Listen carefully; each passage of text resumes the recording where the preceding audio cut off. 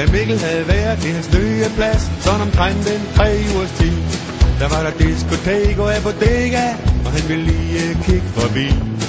Han skulle bare have sig en enkelt eller to, og så skulle han ellers hjem.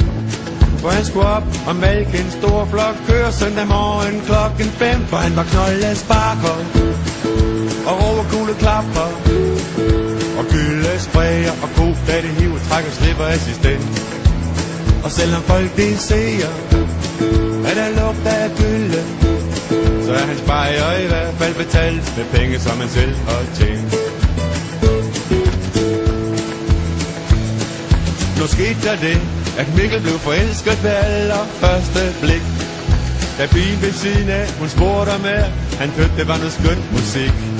Han havde både vasketøj og skiftetøj, men for at nå at være fuldstændig savlig, så havde han glemt at bruge hans deodorant. Så tænkte nu, hvis hun kunne lugte han til daglig, var knolde sparker og råberkugle klapper og gylde sprayer og ko, da det hiver, trækker slipper assistent.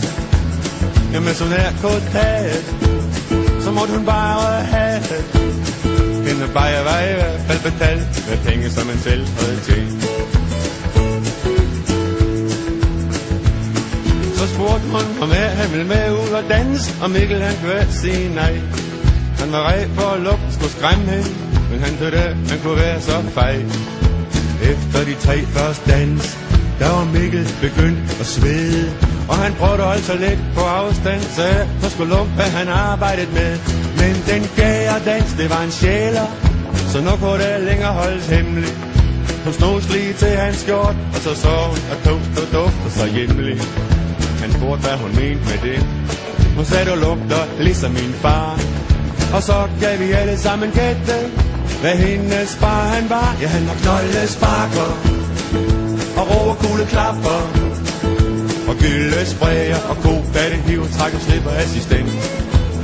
Og selvom folk de ser, at der lugter af gylde, så er hans bajer i hvert fald betalt med penge, som han selv har tjent.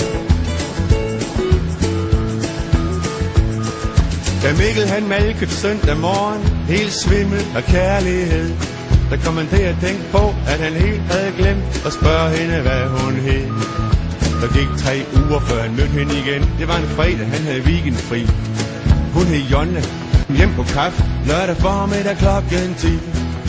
Mikkel han kom til at sige jo tak, selvom hun gav ham et